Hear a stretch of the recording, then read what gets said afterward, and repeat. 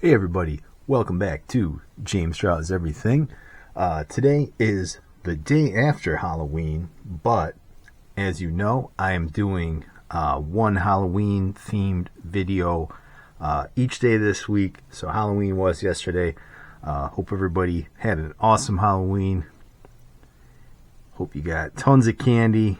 And speaking of candy, if you ever eat, a lot of candy before bed, you probably have some pretty weird dreams. And this one that we're tackling today is one of those movies that probably feels like one of them fever dreams, right? If you eat too much candy, or if you eat too much Captain Crunch, before you go to bed, or I guess in this case, Count Chocula before you go to bed. 'Tis the season.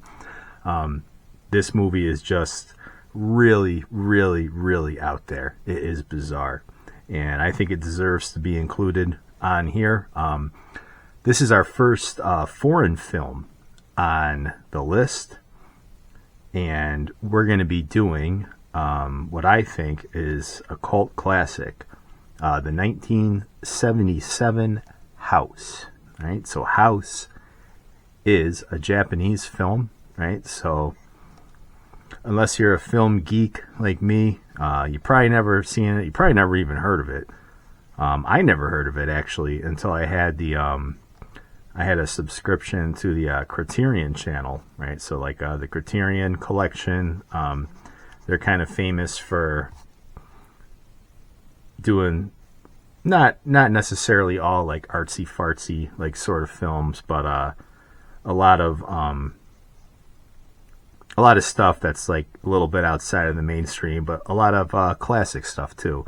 So they're really into like just kind of promoting classic sort of film in general, and a little bit of everything, right? Kind of going off the beaten path here and there. And it doesn't get any more off the beaten path than House. All right. So House was it was actually a Toho film, and Toho was the studio that did Godzilla, or Gojira if you're Japanese, in the 50s. And they wanted another hit, right? Like to kind of combat, I guess officially the story goes they wanted to combat like the success of Jaws. So, kind of these like thrillers were sort of becoming like a big thing in the States, and they wanted to sort of have their own. And they went completely off the deep end with this one.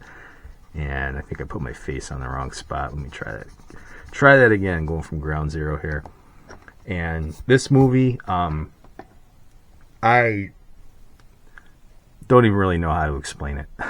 Again, if if you ever had one of those dreams that just really, really freaked you out, made absolutely no sense, watch House, because House is that on screen, right? So it is like a lucid fever dream with like the visuals, and it's got horror elements, but it's also kind of a comedy, like in certain spots. It's very lighthearted, like in certain areas, but then that's almost what kind of like it adds like that contrast to all like the really, really freaky stuff. So it's very kind of like disturbing and unsettling, like to watch it. And it has a bitchin' movie poster. Like, this is a really, really cool design for their movie poster here. So we'll just start doing our little our sketches here first. And I've only seen this movie a couple of times. Again, I saw it when I had my my Criterion channel subscription, which I don't have anymore. But that was a pretty cool service. I think they're still around.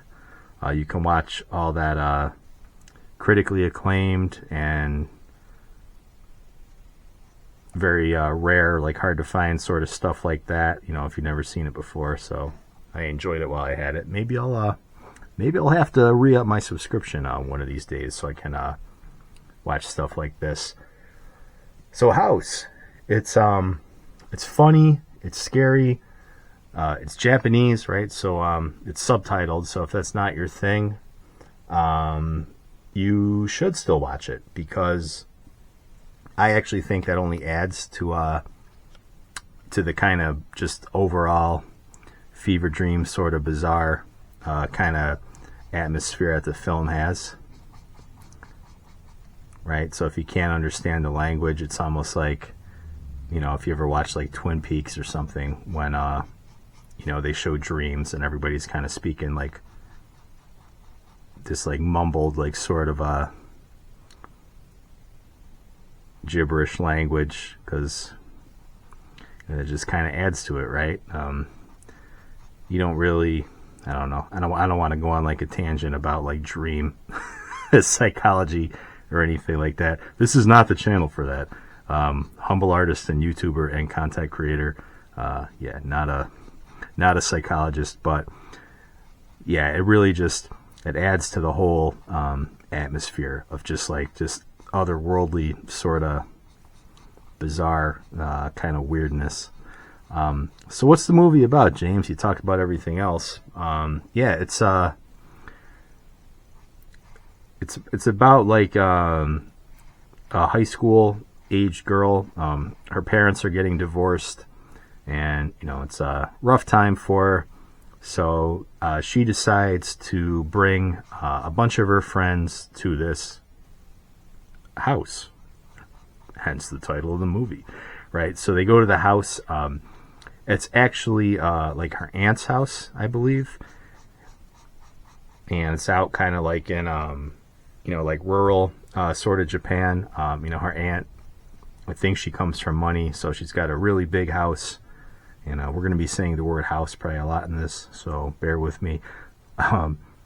And she brings a bunch of friends with her. And all of her friends are, I don't know, if you know anything about like Japanese, like I guess like pop music, or even like American pop music, right? All of the friends are kind of like a specific archetype, right? Like they're all kind of like a stereotype. You've got one girl who's like really athletic. You got one girl who's like really good at music. You got one girl who's really smart, like a bookworm. You got one fat girl, or excuse me, I gotta be politically correct. Fat chick who you know, loves to eat, and they you know, there's not a lot of like personality like depth to these characters, right? And that kind of adds to the whole like weirdness factor of this movie. And so they all go to this house, right, for a vacation to you know, get this poor girl away from you know, the trauma that she's going through for her, you know, her parents deciding to get a divorce. And that atmosphere too, that's kind of like a horror movie trope, right? Because you know, like usually like the main protagonist in like a lot of these movies is like you know, a kid who's like kind of going through something, or so that only sort of adds to like the I don't know, almost like the sort of claustrophobic sort of factor in the movie that they're trying to go through, or trying to portray in the movie. So yeah, the poster is a cat, and it's a very sinister, very sinister looking cat. So I just wanna, it's a simple one too. So I don't think this one's gonna take us too long today, but I don't want to give too many spoilers for this movie either, because I think a lot of you that are watching this probably have seen most of the classics that I've drawn. And if I'm doing my job here as a salesman, hopefully I can convince you to see some of the lesser known ones that I'm doing here, such as House. So yeah, definitely go see this. I don't know how you can get it. Probably just like streaming services. The Criterion channel, can't recommend that enough if you're like a classic cinema buff. If that's still on their library for streaming. There might be other ways to watch it. I'm not entirely sure. But yeah, so the director of the movie, he actually lived through Hiroshima, right? So, and apparently, like a lot of the ideas that he got for this movie were like from his daughter, right? So, like, you know, just kids being kids, being scared of stuff, kind of telling you, you know, about nightmares that they had, and he pulled a lot from that.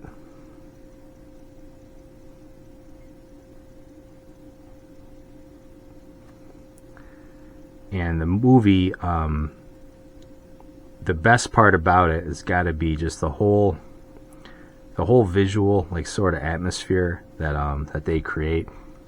Really unlike anything you've ever seen before, right? Everything is it's very like candy, like sort of colored, and you know, it almost looks like, you know, like this you watch it like at the, you know, like in the beginning, and you're like, what the hell, like this is a horror movie, come on. Like they got this real cheesy, like kind of like American sounding, like pop music, you know, when all the girls are going out and having fun and driving around in cars and stuff.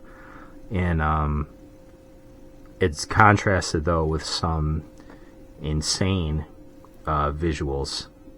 So the fact that it's so poppy and friendly and all that at certain spots really actually kind of amps up the parts where it's not, right? The parts where it gets a little bit more serious and whatnot. And yeah, one thing I like about this movie too is so the parts where like good things are happening, you know, like they're driving around in cars and like their hair is blowing in like slow motion and stuff, and there's like this there's this really weird like kind of haze that's like over everything, like, you know, like they sort of like blend into like the background, you know, like their hair and stuff like that. So almost kind of add into this like really freaky, like sort of a dream like kind of factor that the movie gives. So it's yeah, it's definitely a weird one. If you've got a particular poison that you like, I'd say maybe pick your poison before watching this one. You might need to be a little bit enhanced before viewing this. You know, safely, of course, right? You know, James does everything. We do believe in safety on this channel and being responsible and whatnot. But anyways, yeah, so that definitely helps with the film too.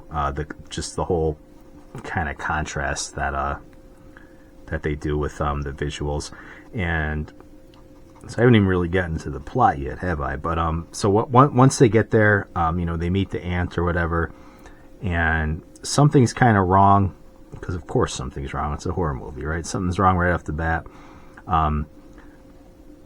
The house starts like doing things to these girls, right? And it's almost like kind of like this like Willy Wonka sort of thing, where all the girls kind of meet their demise based on, you know, like their vices or like what they are, right? So, you know, like I think like I don't want to spoil too much, but you know, they have like a karate girl, so you know, she kind of gets like a death scene that's like, you know, kind of plays off of that. Same with like you know, like I'll give one example. So like the girl that's like very gifted like musically, right? She's playing a piano in one scene, and like the piano just kind of starts taking like a life of its own, right? So like the keys come alive and like they start like eating her fingers and stuff, and it's just it's freaky, man. It's really bizarre. I can't me just describing it like isn't doing it justice. Again, one of those movies you just gotta see.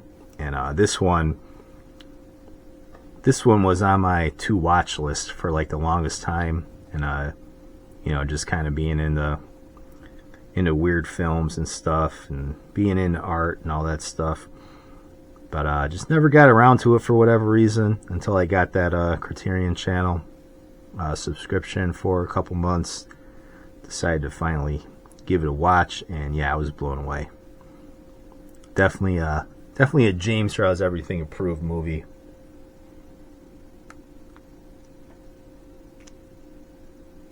Yeah, and the effects that they use are, I mean, this is 1977s, right? We're not talking about just like, you know, using like claymation for everything, you know, anymore, stuff like that. So they had the technology to do stuff, but I think it was almost like kind of like a conscious decision to really go kind of cheap looking on a lot of this stuff, and it kind of adds to the whole surreal sort of a kind of dream atmosphere that this movie creates. Yeah, so the what I'm drawing right now, this cat, right? So the cat is always there, and it's always kind of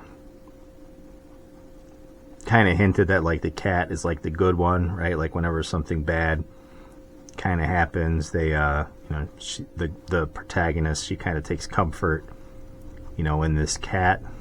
But you know, it's also hinted in a lot of circumstances and scenes in the movie that maybe there's more to this cat than meets the eye, right? So I know if any of you know me, right? You know, if you're just watching and you know me from that, you know, I'm more than just these pair of hands here. I know you guys just know me for my hands. I'm a human being. I've got feelings and emotions and all that too. So I am not a cat fan. So cats kind of I'm not a fan of them to begin with. And yeah, the cat in this movie is kind of gives you the jitters.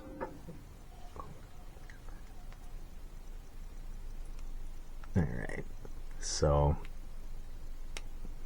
yeah, and there's a lot of scenes too in this movie again where they go back to like the good memories, right? So, you know, I guess, you know, if you're a kid or whatever and you're going through divorce, you know, it's gotta suck. So when this girl kind of remembers like the good stuff, kind of goes back to those real hazy, like sort of dream sequences, you know, where everything is kind of clouded in like this you know, very dreamy, like sunny, like sort of a atmosphere, and they really go overboard with like the color and stuff like that, and then contrasts of like all the horror that's like happening in this house. It's just very, very unsettling. So it's visually it is a freaking awesome movie, and that's why I'm adding it to my series here, because again, want to represent a little bit of everything in our horror here. You know, we haven't really done anything foreign, and I do like a lot of Japanese cinema, right? Not just horror, but you know, other stuff too. You know, Kurosawa films and all that. So Japan has a lot going for it cinematically. So I thought it was only proper to include them, you know, in this James Draws Everything series of our spooky Halloween movies. 'Tis the season, Halloween. So yeah, that's House. A lucid fever dream movie with a really cool poster.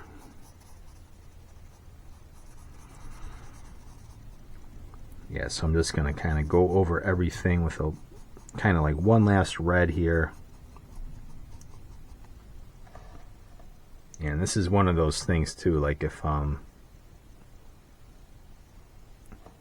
I don't know, if you're really little, right, and you had like an older sibling or one of your friends did or something, right? The one that always had like the freaky like album posters or movie posters on his bedroom wall or whatever. You saw something like this, you know, when you're when you're 6 or 7 years old, it'll probably freak you out, because yeah, this is a really cool movie poster. Always like this one.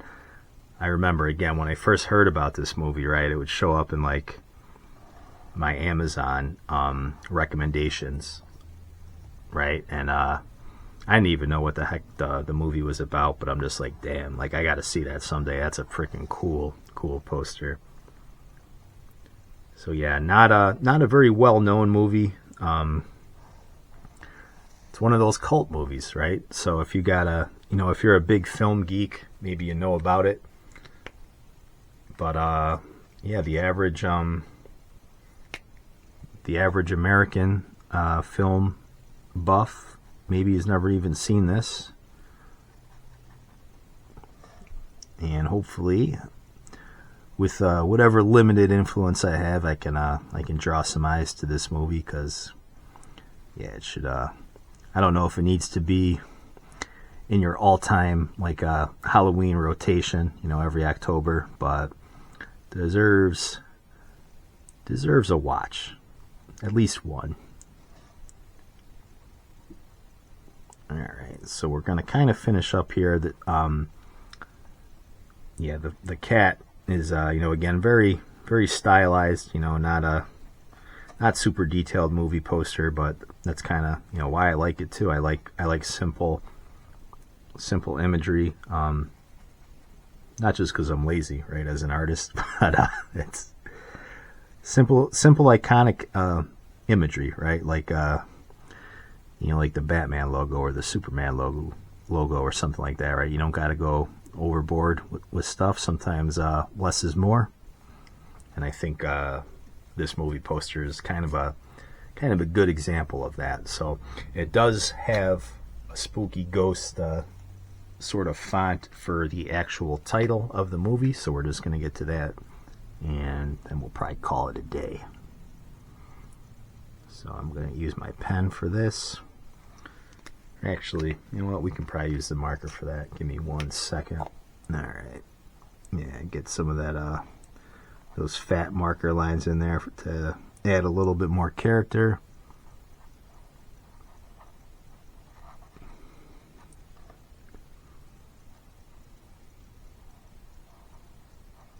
Yeah, and again, this was a Toho movie, right? So Toho was a big studio in Japan, right? They did freaking Godzilla, one of the biggest, most successful like Japanese movies of all time. So I don't know how well this did, like financially.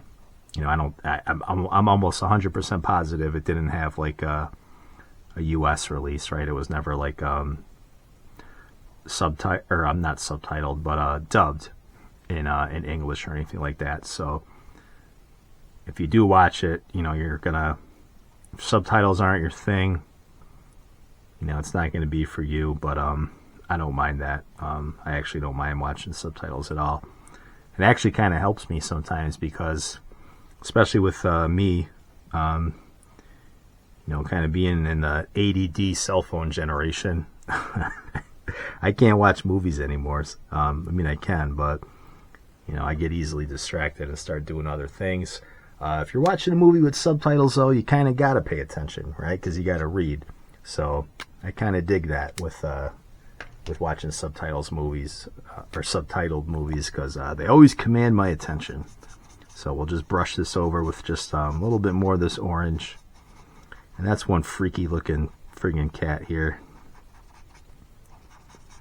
And then maybe we'll just we'll do just a little bit more. Oh yeah, we do have to do something more. I almost forgot.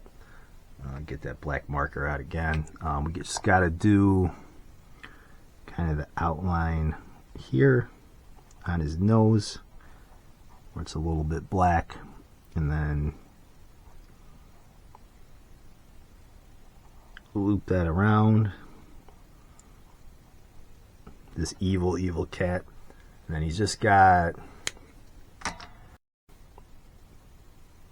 lines here. Kind of representing his brow. All right, everybody. So that is House. And we're almost done with Halloween week. So let me know what you think in the comments. Like, comment, and subscribe. And I'll catch you on the next video.